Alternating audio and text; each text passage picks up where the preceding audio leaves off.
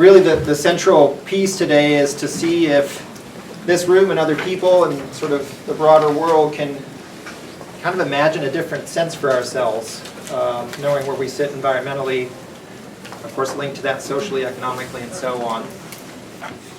This may seem like a ridiculous question, but in order for life to exist, or I guess our lives as humans, how important is air?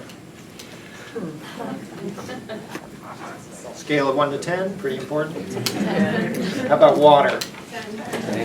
Same. So why is it that over 50% of our waterways are polluted to the point we can't swim, fish, or drink out of it? Why is that? Headline recently in Oregon said that Oregon has, by linear miles, I guess, the most impaired and polluted waterways in the United States. Really? Yet we've had environmental laws since the 70s, yet here we are. So I think, hold that, because I think that's a big piece of why, from a legal perspective at least, rights with nature has emerged. Not that the system is broken, the system works a certain way because it's designed that way.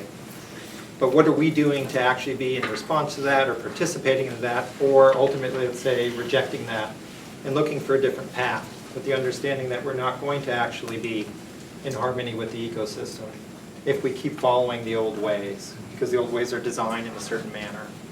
So we're going to try to make this as participatory as possible, but just to kind of get us rolling, keep that in your head. It's largely how, at least from a legal perspective, rights of nature has emerged. People seeing a problem and looking for a different path. And to your guys' point earlier, a lot of it is really circular, right? It's about coming back to traditional ways, relationship, values, and ultimately laws themselves are an articulation of a value, right? If you have a system that values extraction and destruction and control, you're going to legalize it. You're going to normalize it. That's become the Western colonialistic way of which we all live under. The question is, do we want that or do we want something different? And I think that's largely at the core of what today is about, is to really not just explore that, but ideally when we leave here today, we didn't just have a nice engaging time with one another, but it actually substantively will mean something. I've been to a lot of these things. They're great, there's good energy, but what's the outcome? 30 plus years of this environmental law conference, what are we seeing? It's not to dismiss good work, passion, intent, but the question is, are we actually working under the existing system, or a system that's really going to get us the results that we want? Or can we actually imagine and build and develop and resist in such a way that we actually get what we deserve? And when I say we, I'm talking about the non-human community as well. So that's a big piece of it. We keep separating humans from place. And I think that's a huge piece about why we are where we are. So again, we have 3 amazing people to kind of help with that discussion. Sounds like we got a lot of knowledgeable people in the room today that I think we're going to have a good time. To my left here we have Craig Kaufman, U of O professor of political science, and I would say one of the leading experts around rights of nature as it's emerging globally speaking. Sitting next to Craig is Michelle Holman, who has been a long time rights of nature advocate here in Oregon, and is part of the effort to try to give the watersheds of Lane County that very status from a legal perspective as actually being rights-bearing. And next to Michelle, Kunu Bercham, who is how would you describe yourself, multimedia artist, Indian activist, and also involved in the initiative to seek rights for the watersheds here in Lane County. Hello everyone, my name is Kunu Bercham. I am Northern Cheyenne native on my father's side. On my mother's side, I am Ho-Chunk Nation and German. I was born here in Eugene, raised here until I was, I think, 8 years old, and then my mom moved us to New Mexico.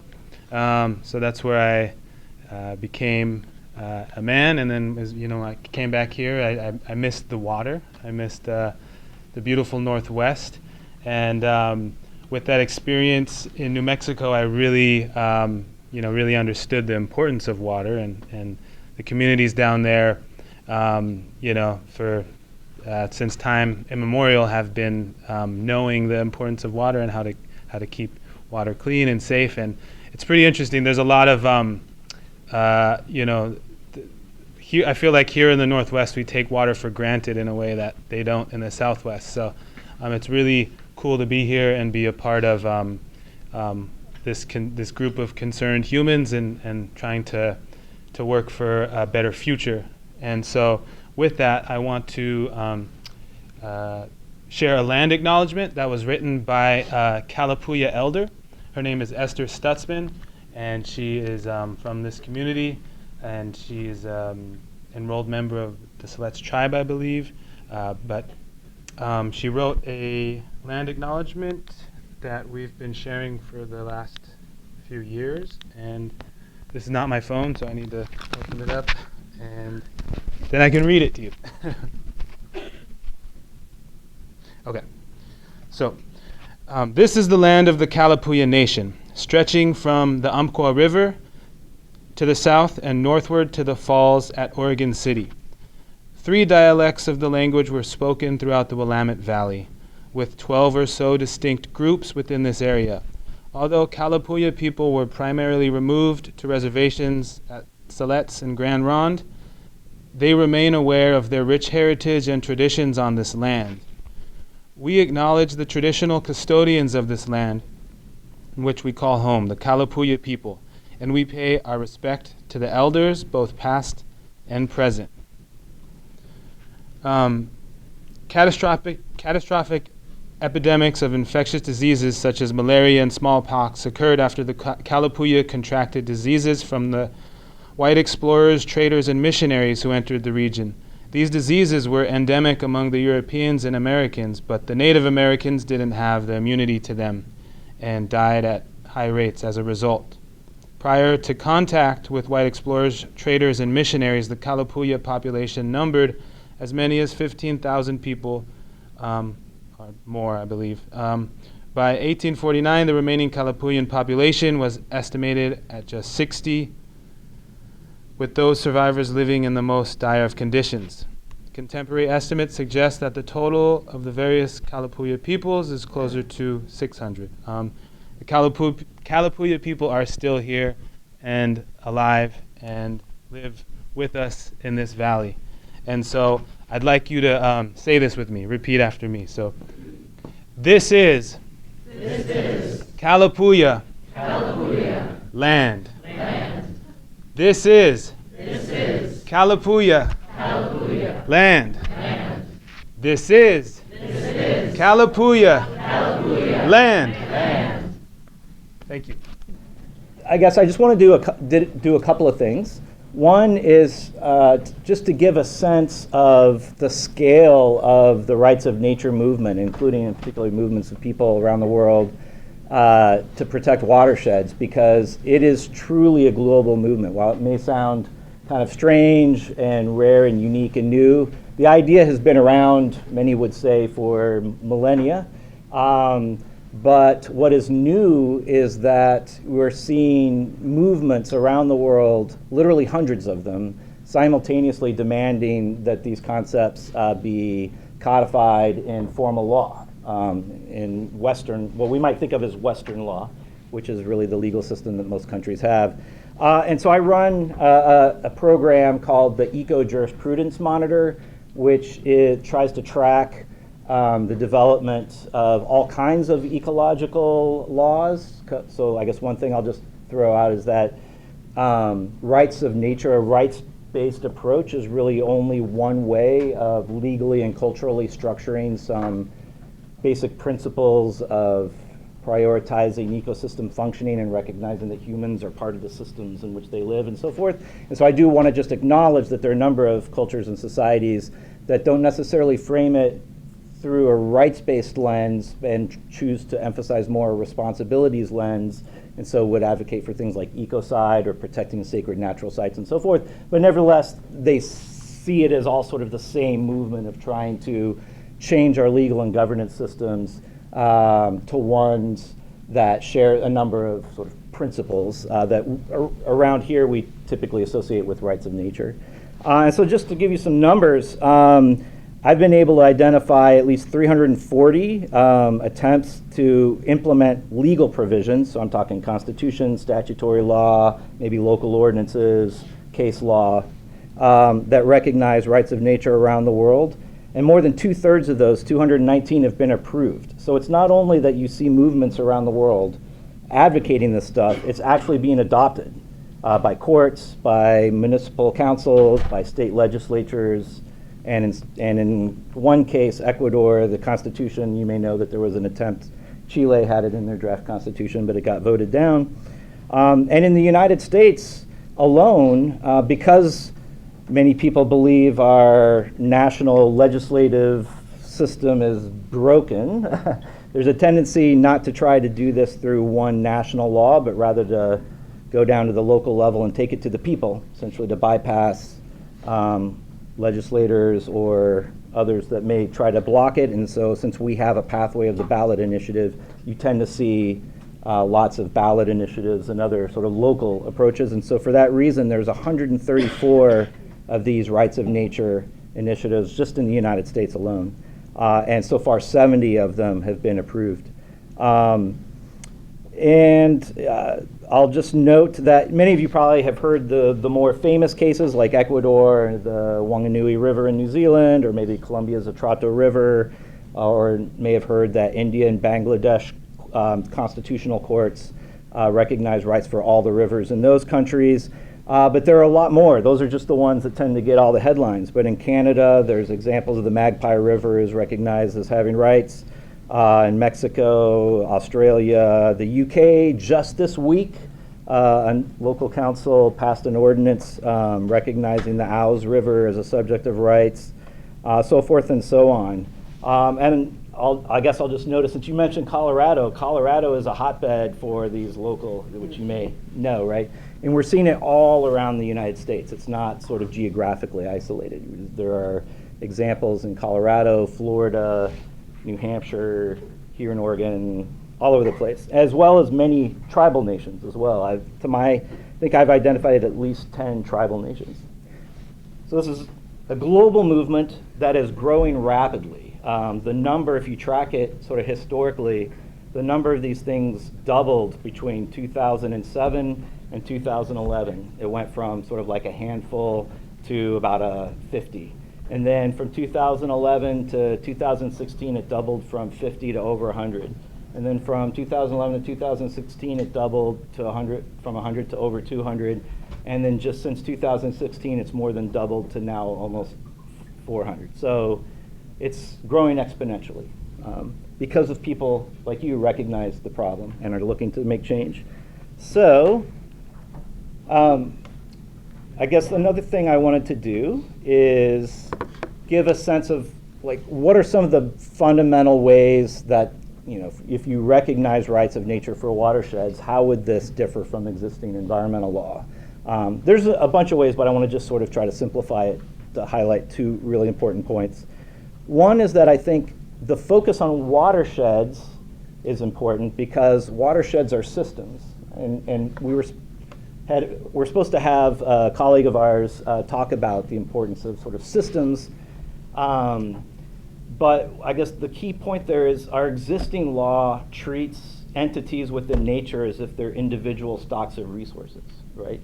But science and a lot of traditional ecological knowledge will tell us that that's really a false understanding of the world, that actually entities in nature are interconnected because nature is a set of nested systems, and what that means is all the pieces, parts are interconnected in interdependent reciprocal relationships. And that includes humans, right? So that's why we say humans are not separate and apart from nature. We're part of the natural system. And one of the implications of that then is that, you know, we obviously need to use nature to survive. We need water, we need air, we need to grow food, to use soil, and we need other things.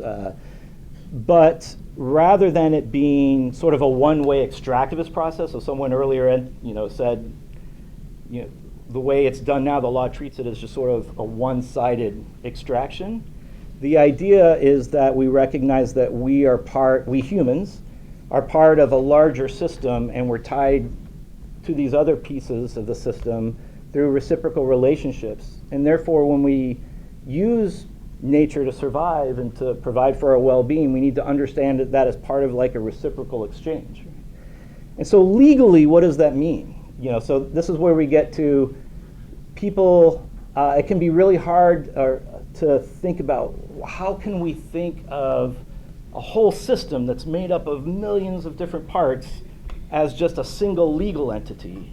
And is that even workable, or what would that mean? And then what would that mean for economic interests, right? Someone said, I'm grappling with trying to protect this watershed, but we have to recognize that people have interests in being able to use and access resources within a watershed.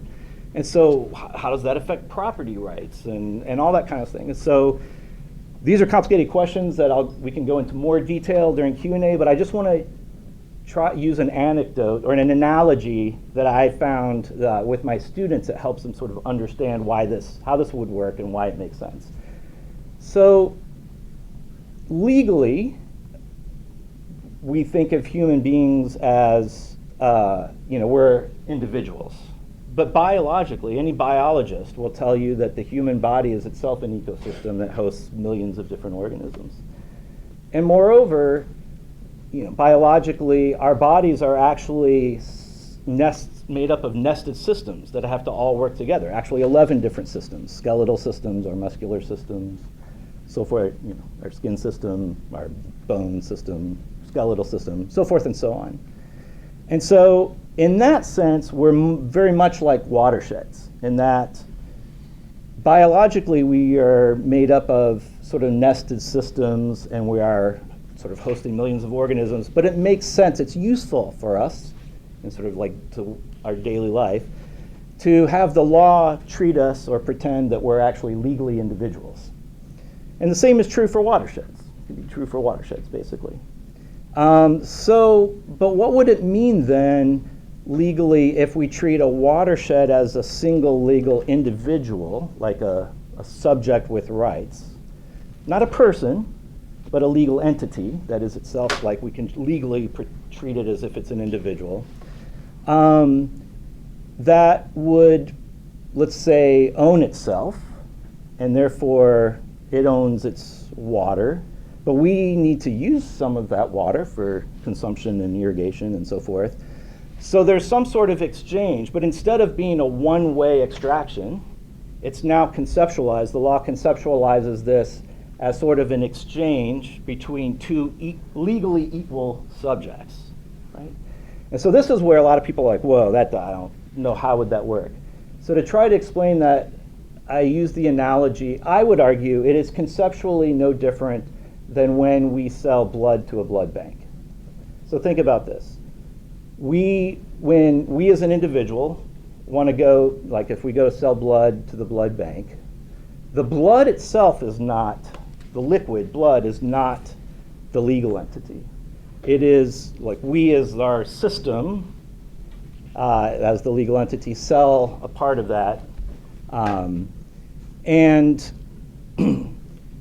But there are restrictions, right? A blood bank there are limits on how much blood a blood bank can withdraw, right? And the limit is basically set by how much can we take without threatening the health of the person, by which they mean we don't take so much that the individual's biologic systems start to shut down and they may be in danger of dying. Because again, systems, all the parts are interconnected. You could create a chain cascade event. And so this is one main difference between sort of the rights of nature framework and existing law, right? So it doesn't say that humans can't access and use resources within a watershed, but it says there are hard limits to how much we can extract, and those limits are determined by the threshold for systems to be able to regenerate their natural cycles. So again, you can obviously structure these things in different ways, but typically the rights of ecosystems like a watershed are the rights that they exist, by which they mean the ability to regenerate naturally their cycles, to be able to evolve naturally, and to be restored when damaged. And so this gets at the second thing. Think about when you go to a blood bank. They don't just pump you dry and then kick you out. They actually make you sit there for a little while, for about 20 minutes or so, and then they feed you orange juice or something else that's rich in folic acid, because they know they have incurred a harm to you by taking your blood. Not a significant harm, not a harm that can't be sort of restored, but they recognize that they have an obligation to try to replenish your system in a way where they can sort of give the best boost to sort of regenerate your natural cycles. So they make you sit there for 20 minutes and drink orange juice. Because they recognize that as part of this exchange, they have an obligation of restoration, or at least to facilitate that restoration. And the same is implied in a rights of nature framework.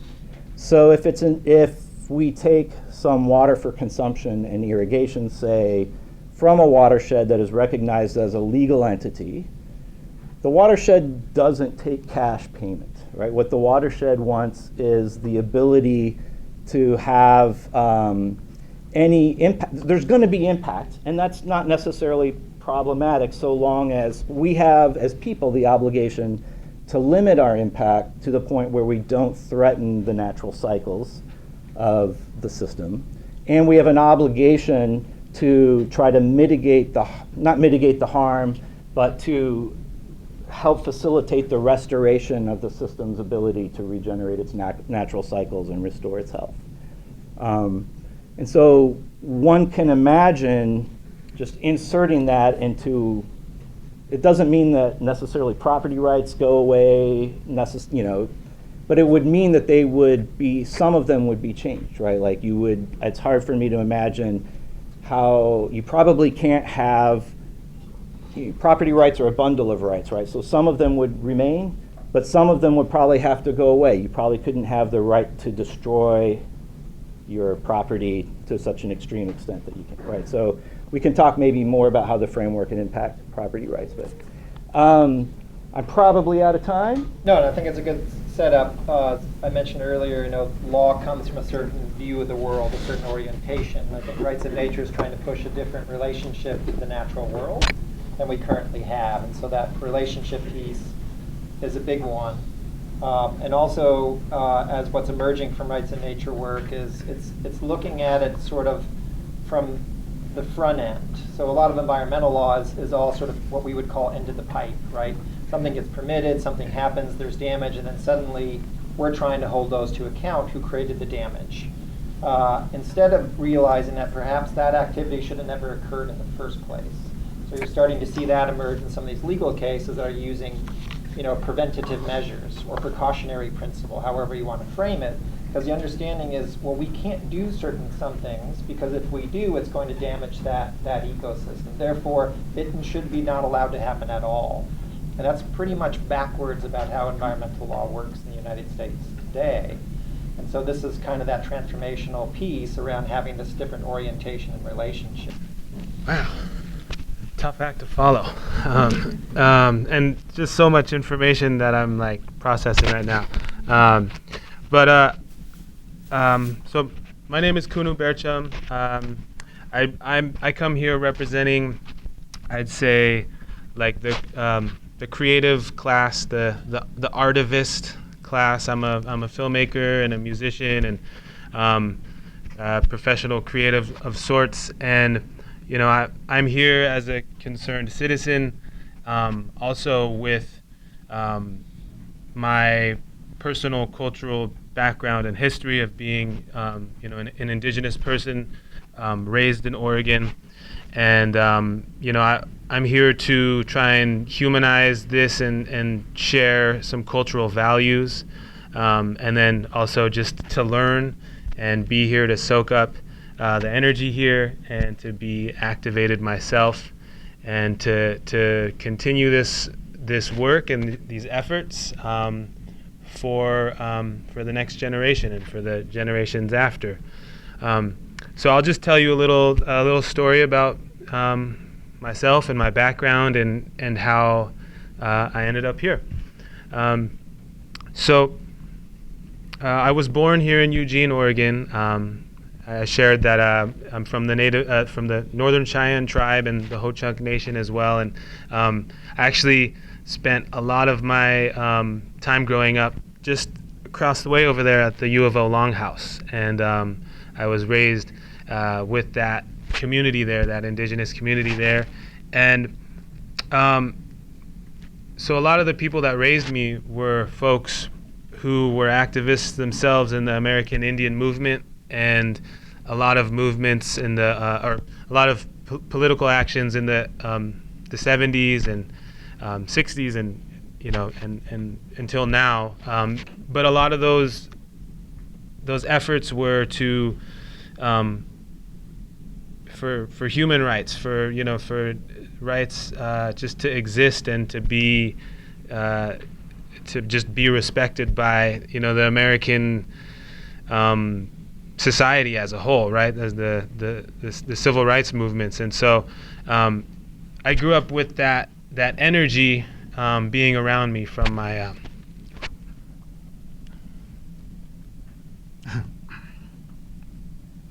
excuse me.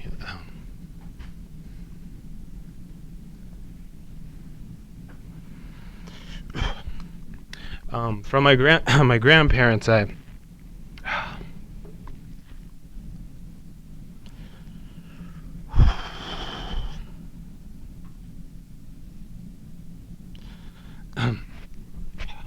recently lost my grandmother, so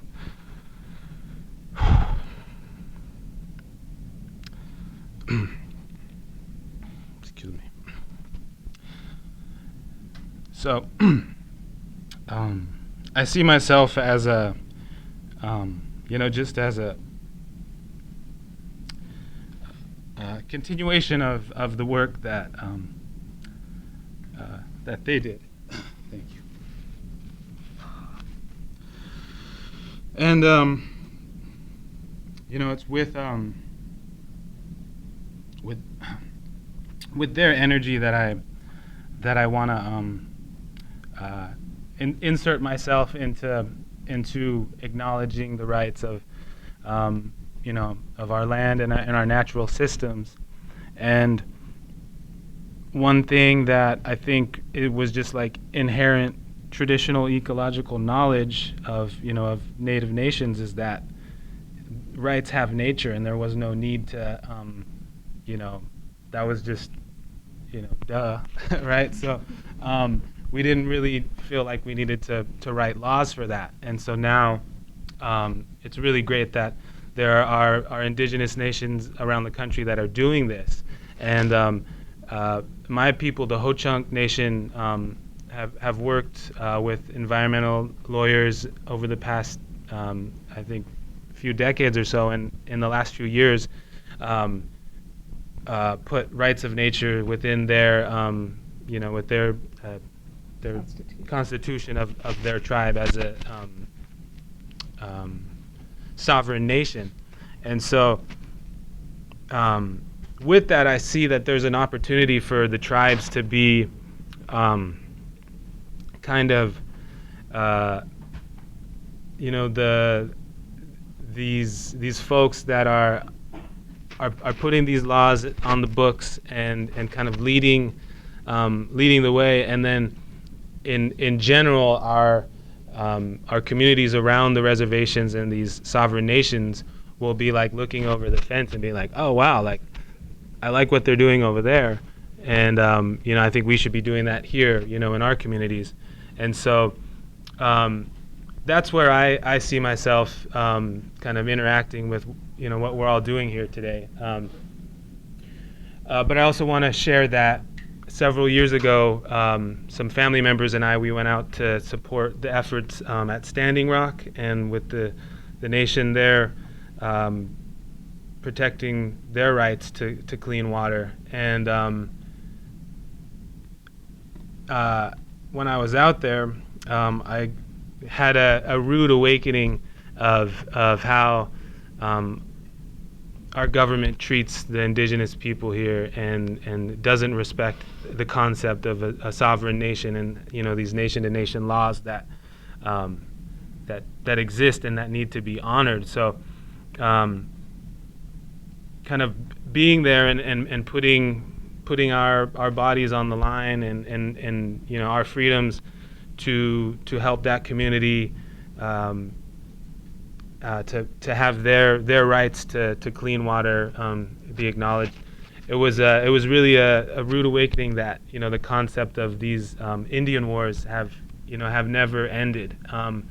You know, our resources are still being extracted and taken away, and our, you know, just our sovereign rights to exist are not, you know, not being honored. So at that time, I realized that I just, you know, I'm an activated, concerned citizen, and I want to, you know, learn what I can do to help in these processes. So I'm just here to learn, and if we can have a conversation here and help each other out, that's why I'm here.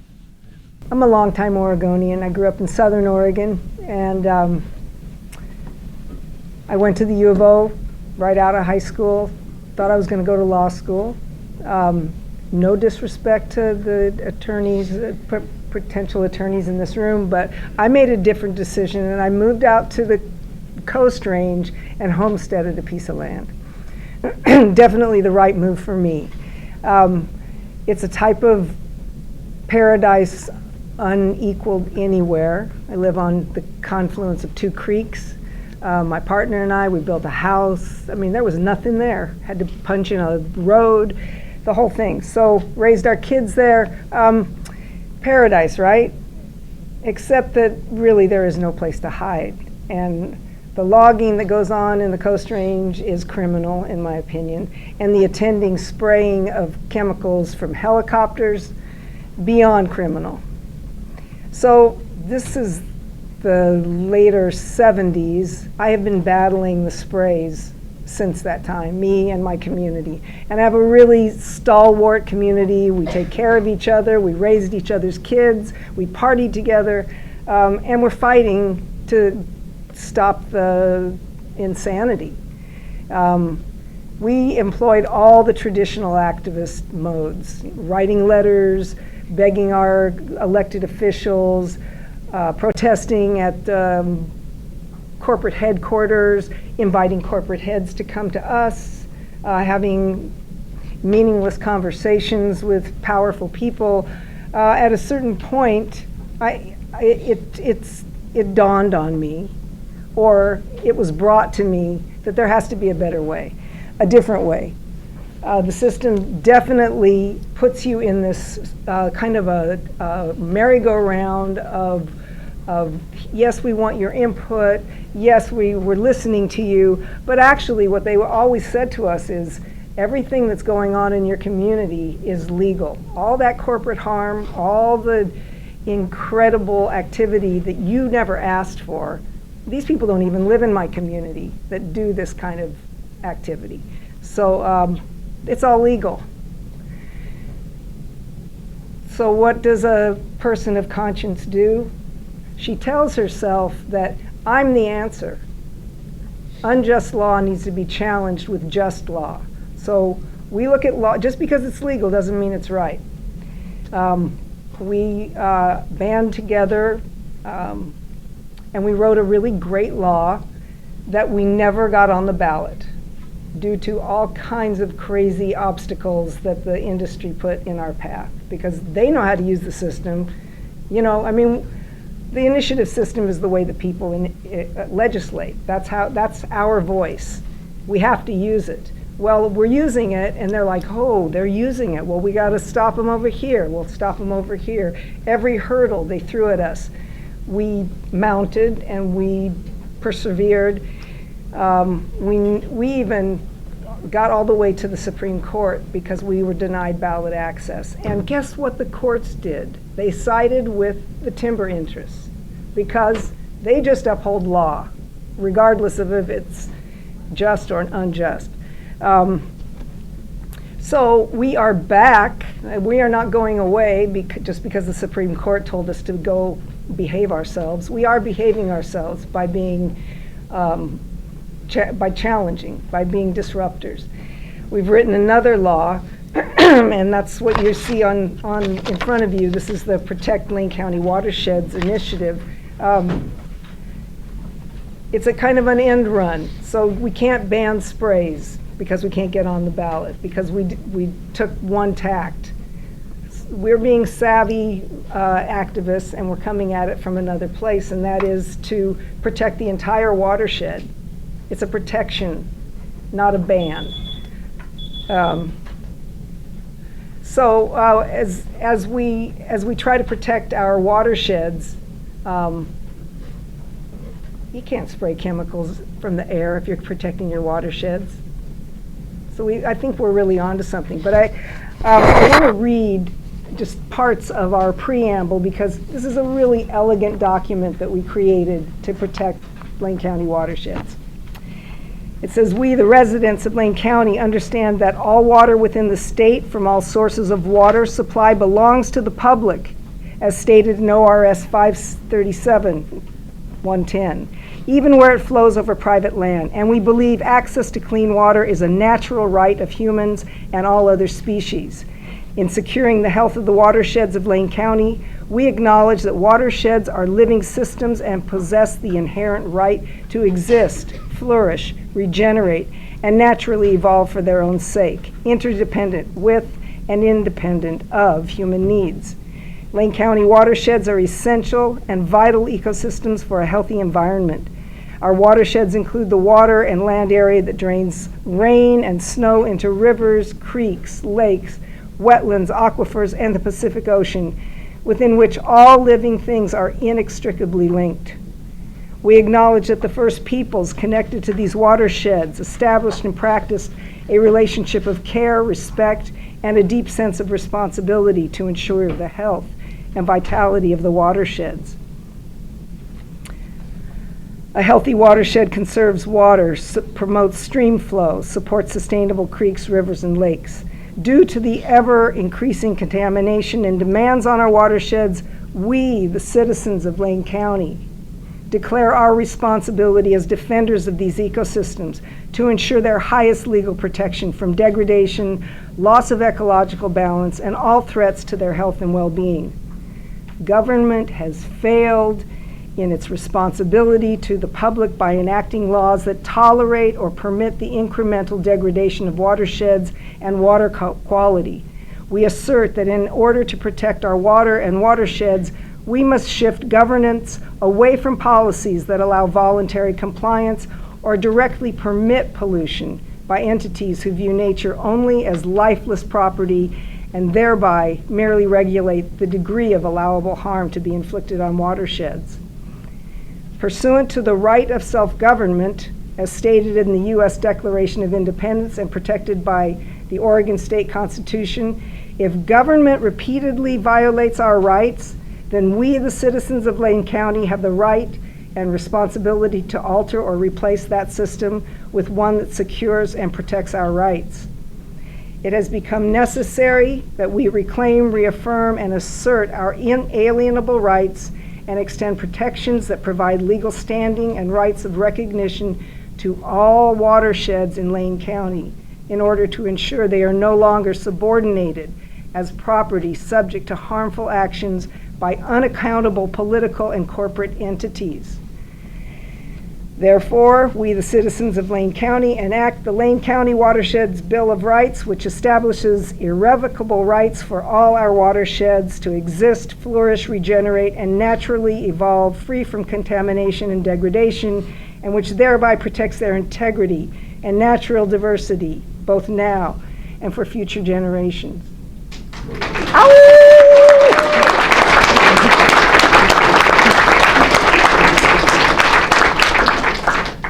So we do this work because we love each other, we love the planet Earth. This work is heart work, it's purposeful heart work, and we invite you to join us.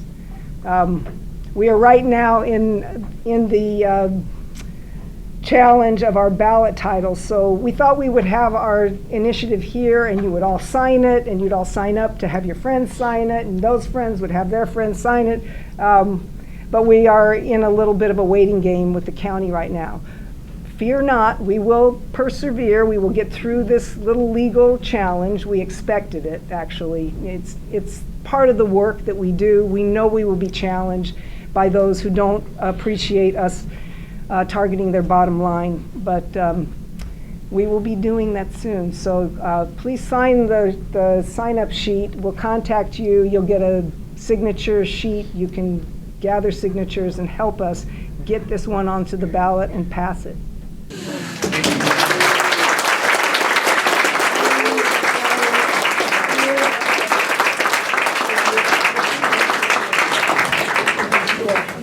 We have 2 years to do it. With a small group of people, it will take us 2 years.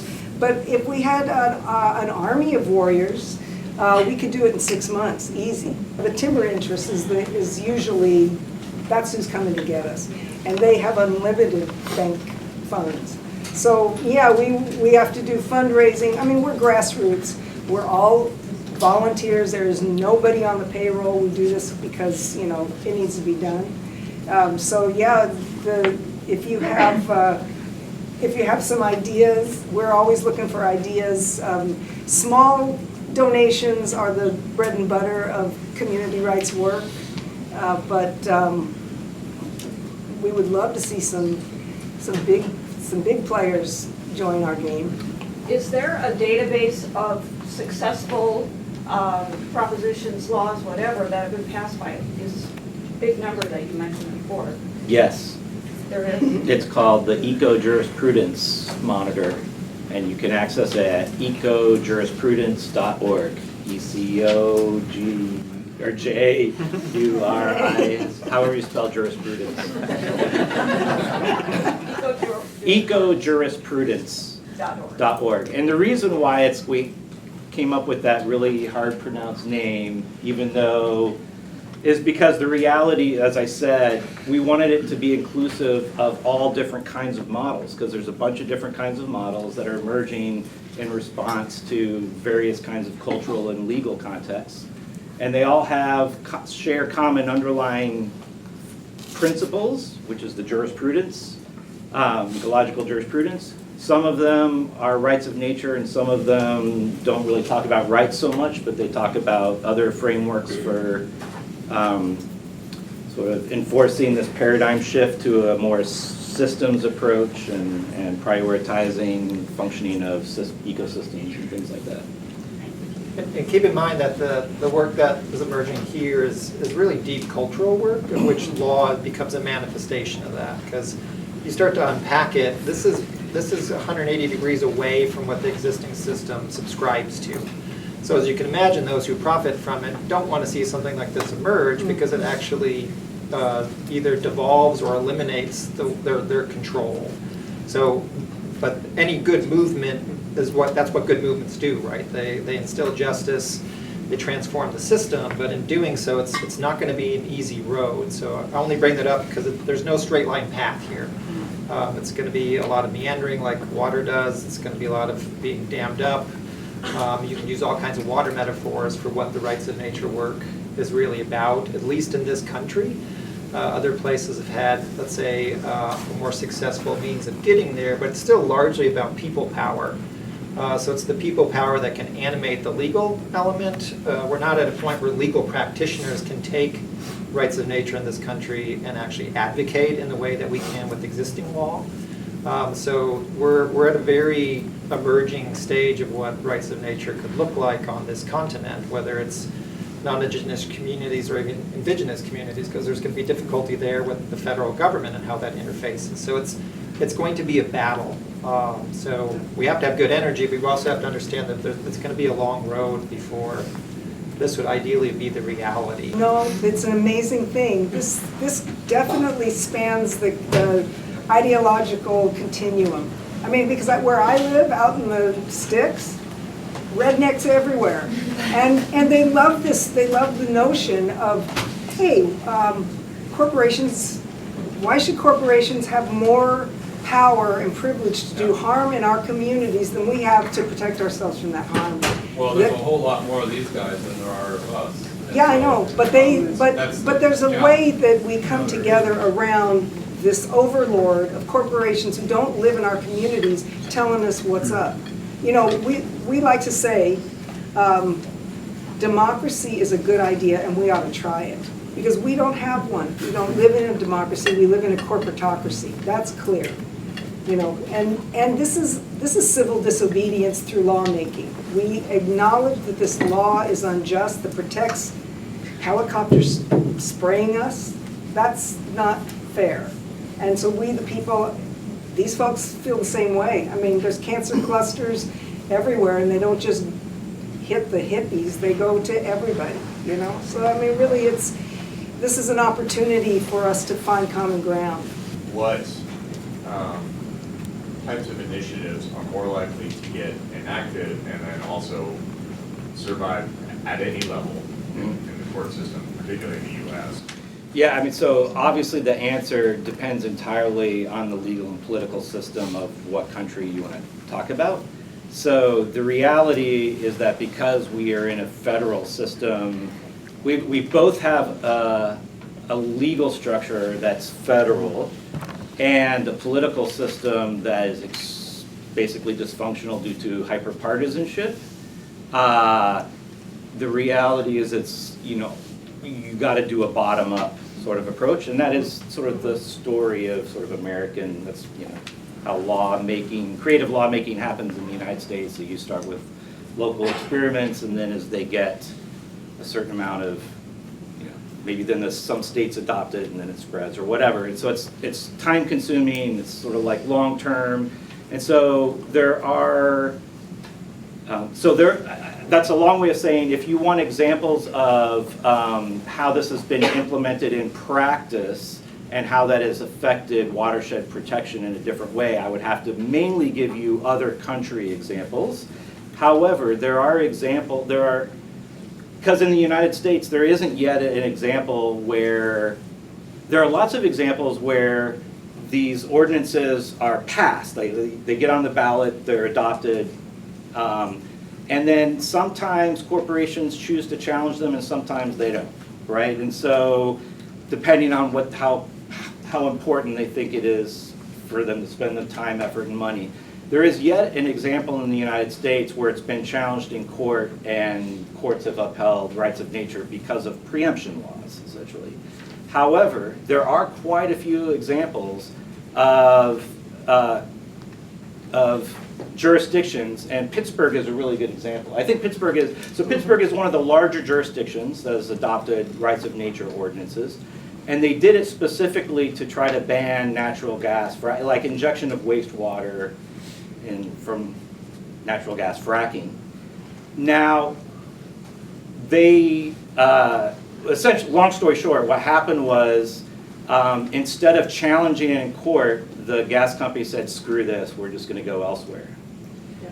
So now on one hand, you could say, did that fail or succeed? I mean, ultimately they got what they wanted, which is they preempted the natural gas fracking within the bounds limits of Pittsburgh, essentially by saying it's too making it more costly than the company wanted to deal with it. Now they could have chosen to fight it in court and they probably would have won eventually. So that's essentially the best case scenario right now. But I mean, you got to see this as one step in a longer term goal of trying to change paradigms in people, so that then ultimately, though, to be effectively implemented, you're going to have to see this stuff being adopted at state law so that you can get past the preemption problem. Yeah, and sort of what I was getting at is, I guess, chinks in the armor. Yeah, and so that's what you're starting, the strategy. I mean, Michelle can talk to you better than I can about the strategy, but you try to build these grassroots movements. When you get enough momentum to have a statewide movement, then you go for the statewide thing, and then eventually the idea would be as more states adopt it, then there becomes a national. I mean, from a historical reference point, you could look at the suffragists and the passing of local and state laws in defiance to the federal law. Marriage equality, another good example of people taking action here in Oregon specifically. So this is where that legal cultural convergence comes into play. We're not at a point where the existing system wants to uphold it or take it seriously. They want to actually get rid of it, and they can very easily because of the way that the legal apparatus is constructed. But it's about doing it anyway, to Michelle's point, because that is ultimately what could break through to create the possibility of a rights of nature construct. And of course, that's not easy, it's scary, but it's the very things that have shifted other realms of injustice that were legalized. And I don't think the rights of nature work is any different than those past movements, or current movements in a lot of ways. We actually, in our vision that catapults us into this kind of action, is that it'll be like a patchwork quilt. So Lane County passes the watershed protection, and then Lincoln County, and then Benton County, and then pretty soon you have a blanket. We are coming for state preemption. That has always been one of our guiding principles, because state preemption, it's another unifying principle that brings disparate groups together, because it's what keeps us from being able to do what we know we need to do. So we're coming for state preemption, we're building capacity. And actually, a few years ago, a bunch of us community rights folks were in the Rocky Mountains, and we wrote, I think it's how many amendments are there? It's the 28th Amendment to the Federal Constitution that gives people the right to self-government. And it says that people have the right to write and pass laws that protect our health, safety, and welfare. So we're scaffolding this thing. We're starting here in Lane County. Likely I'll be passing the baton on to my kids and their kids. This work is long, and it's not for the faint of heart. It's very purposeful and very delicious to be doing this. And there is this rub between the planet begging us to get off our butts and help her now, and the reality that nothing happens overnight. So we just dig in until we get what we know we deserve and what our kids deserve and their kids deserve. We ain't going nowhere. And people who are studying law or who are lawyers, I think Ecuador has a lot of good cases to sort of look at how does the legal system adjudicate these things. So it's important, because the way the law gets formulated then is going to determine how these things get interpreted. And so those are things to dive into and understand, even if they're not going to be implemented and accessible and operational yet here. We've got some decent models that are emerging. Interestingly, when we wrote our spray ban, we made it a charter amendment, because that can't happen. They cannot repeal it. It has to go back to the people. But that got us into some other kind of crazy shenanigans that I won't bore you with.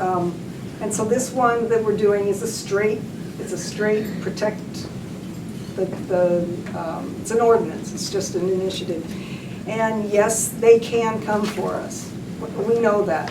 But this work is really bigger than just one ordinance. It's about exposing the insane system for what it really is, that it doesn't protect us. And the idea is that when the county commissioners come to repeal your measure passed by a majority of the voters in your community, the community gets mad. And so this is building this awareness that's going to shift our minds, because it's really the biggest problem is like right here. We don't believe we have a role to play. We don't believe we have enough power. I mean, it's us, and we have to instill that in ourselves. And so when a county commission comes for us like that, that's fuel for our fire. We're going to use it. I mean, the basic notion of rights of nature is, I would say, close to that. But there's serious issues when you start to recognize a natural entity as a legal person, which has happened in places. The problem with legal person in most cases, it then assumes you have liability potential. So that means the river could then be liable just like a legal person could. And that's not what rights of nature is moving towards. So there's a need to reimagine sort of the naturehood reality versus just trying to overlay a legal personhood construct to ecosystems. Can I say a little bit? Yeah. So exactly. So as we've been talking, part of the purpose of these endeavors is to try to change like people's paradigm about how they conceptualize nature and humans' relationship with it. And there's a lot of research now, both in the United States as well as in other countries, that show when you structure rights of nature as legal personhood, meaning you give it the same, like as a juridical person equal to a corporation or trust or anything else, that tends to undermine that that entity, because you're essentially, rather than trying to recognize nature as different from sort of a person and people as part of nature, you're sort of anthropomorphizing nature and inserting it into an anthropocentric legal system. And it actually has perverse negative consequences when you do that. There's some research that's been done by Aaron O'Neill, who shows that legally it's not that different from saying just water trust boards, where you have, like you say, some guardianship mechanism that recognize like a watershed. They're structured as a trust, and the trust is a legal person, and they speak on behalf of the watershed, and so forth and so on.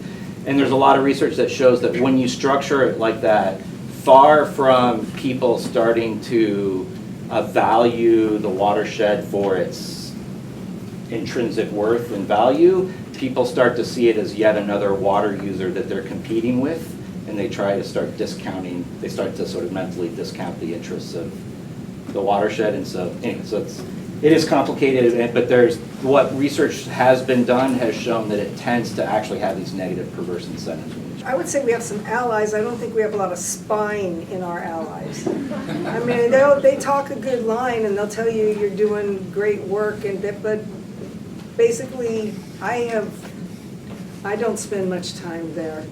I talk to people because this is a people's movement. And yes, they're people, but I think they forgot it because they have to get elected, they have to do the bidding of the campaign financiers. So, there are a couple good ones, but this is where the good ones are. It's the people who understand that it's up to us. We just cannot look for help elsewhere. It's just us. And the people that get attracted to this kind of work are some stellar humans, just intrepid warriors. And so, I invite people all the time to check out your inner and outer intrepid warrior and join us. Can I say like a quick word about? So I've talked with some state legislators, and I won't name names because I don't want to get them in trouble. But on both sides of the aisle, so to speak, and my impression is that they're not actually opposed to like the environmental protection portion of So there are some that would favor, in theory, this kind of an ordinance that protects, watersheds. What concerns them is the challenge to preempt state preemption, because, I think that there are some that said, if I was confident we could limit the state preemption to only environmental protection, then I would be in favor of that. What I'm afraid is that if we wipe out state preemption across the board, then the people I don't like are going to use it to pass local laws on other issues not related to environmental protection that I'm afraid will violate the rights of some community I care about, or do this, that, or the other, whether it's like gun rights or bathroom laws or like whatever it is. I welcome my neighbors, whatever they're thinking, to do this kind of, write a law. It's hard work. I would rather take on those folks than have a corporation that doesn't live in my community that doesn't have to pay the price of whatever corporate activity that is harming us. That's why quote-unquote capital D democracy is messy. Because you'll have people that want to put out an initiative that says everyone should be able to have an assault rifle, and okay, get that on the ballot. At least I can vote against it. But when a corporation just waltzes in and starts doing their thing, I don't stand a fighting chance. So I want to reel those people in. I think corporate privilege is criminal. And another way, legally speaking, to think about it is you can have floors and you can have ceilings. Mm-hmm. And the issue right now is there's a very sharp trajectory of the use of state ceiling preemption to undermine local decision-making. Whether it's been around food issues or rent control or wages or environmental issues, corporate interests are obviously controlling state legislators and using that particular legal doctrine to dictate downwards. Because the basic structure of the U.S. system of government is top-down. It's very centralized, it's very preemptive, and ultimately it's very privatizing. So the economic interests basically work hand in hand with the governmental entities to basically privatize their ventures. And then we live the consequences of it all. As an example of why, in some cases, there aren't really accidents, the recent train derailment in Ohio is often called an accident. That's not an accident, that's an outcome of a consumeristic, capitalistic, top-down system. So we also have to reframe how we actually respond to these things, and language matters. And so using the right kind of language is important. Also that it is this convergence of all kinds of things. It's not just going to be the lawmaking, it is going to be the personal transformation, the community coming together, and really harder resistance, in my opinion. There's got to be a lot harder resistance to actually stop the destruction because the legal system itself hasn't caught up yet. And so it's a multitude of things. We didn't invent it, we didn't want it, but here we are. So the question is, what's our response? So kind of Michelle's point, what are we going to do about it, I think is still the principal question. And how we go about doing it does matter. The question is, do we keep doing it the same ways, or can we imagine doing it differently? Because largely, if we're going to crawl into the existing rules and regulations, it's largely the other guys' script, and it makes us predictable, and the outcomes really are not very pretty, and they're accumulating in a way that's really undermining life itself, not just for humans, but other species. I want to give you guys sort of a couple minutes for last closing, and then I'm sure people want to talk amongst each other. So I'm sure most of you know, Ecuador, in terms of actual implementation of rights of nature law and how it's actually changing watershed protection, it's happening furthest in Ecuador, mainly because Ecuador was one of the first countries to adopt one of the recognized, a law recognizing rights of nature, and they didn't just pass any law, they actually put it in their constitution, which obviously gives it way more enforceability. And it took about a decade for judges in the country to figure out how to interpret that and what it meant, so it was a little bit slow, but in recent years there's been a huge number of cases being selected by the Constitutional Court to establish binding jurisprudence regarding how rights of nature fits with other kinds of constitutional rights.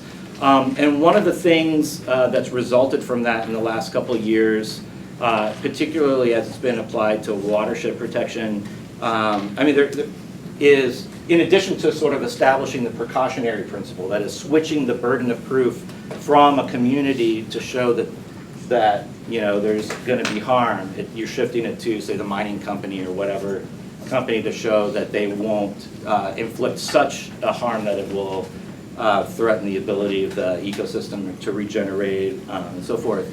But the other thing it's done, which I think is really interesting and important for people who study environmental law, is that it's changed the criteria for measuring outcomes from procedural requirements. That is to say, for example, just getting an environmental impact assessment, or did you get the right license or the right permit, right? The standard practice for measuring whether a project is sustainable or is environmentally friendly or what have you is typically, did you just pass all the procedural hoops? Did you do your environmental impact assessment? Did you get the right license or permit from the appropriate agency? And if you can check out those boxes, in the past, courts would just say, okay, you're good to go, it's legal, there's nothing we can do, so forth and so on. What Rights of Nature did in Ecuador is to say that is no longer sufficient, because what Rights of Nature says is, I don't care, regardless of whatever procedural requirements the government created and therefore you jump through, that has no bearing on the real question about rights of nature, which is the health of the ecosystem. And so it's fundamentally changed the way sustainable development projects are measured and whether or not they can go forward. Courts, the Constitutional Court is finding that that mining companies and other kinds of companies, like hydroelectric companies and so forth, even though they did all the things the government said they needed to do procedurally, they were still found, in some cases, criminally liable for violating the rights of a watershed because the impact was so large. And that's a fundamental difference. It's basically one of the impacts of going from traditional environmental law to a rights of nature framework is that you're shifting the focus from sort of did you comply with certain procedural process, certain procedural requirements, to is the health of the ecosystem still okay, or is you're looking at environmental outcomes as opposed to compliance with procedures. So current law does not protect the planet and her creatures. And once you make that determination that the EPA is not going to give you comfort, it passed those protections. Once you realize that you are not going to be protected by your government in this time, you take it on your own shoulders. Community rights it's an empowering people movement, and so it really is up to us. We've got an idea here that we think is worth pursuing, protecting the watershed. And so we invite people, we invite you to join us. I think most people in this room can think well and hard enough to know that what's going on right now is not working. So why wouldn't we do something different? And that's what this proposal is. It is a different way. It's essentially realizing a different relationship with the natural world. And we can do that, no doubt. I have one thing to share, my little closing gift. So I feel like what I can bring here is that idea of culture and shifting culture and first of all, big ups to all the lawyer warriors out here that are doing this awesome work, and I love that. It's this. I'm out of my element. I'm a raptivist, an artivist, and I feel like my addition to this is to be a culture shifter, change maker, and I want to. I feel the way I can help is extend this work to the youth, right? To the high schoolers, to the middle schoolers, to all the kids out there that they want to see this change just as much as we do, and it's more important to them than it is to us. We've got more time on this planet, and we're going to be gone before they get to live their lives. So I see that what I can do is try to bring on the youth and support the youth movement through arts and culture. And I'm going to share a little bit of a song and a rap for you all. This is my way of giving back. And then also, like in indigenous communities, we like to open and close with these types of things, these songs, and they're gifts, and they are ways of saying thank you.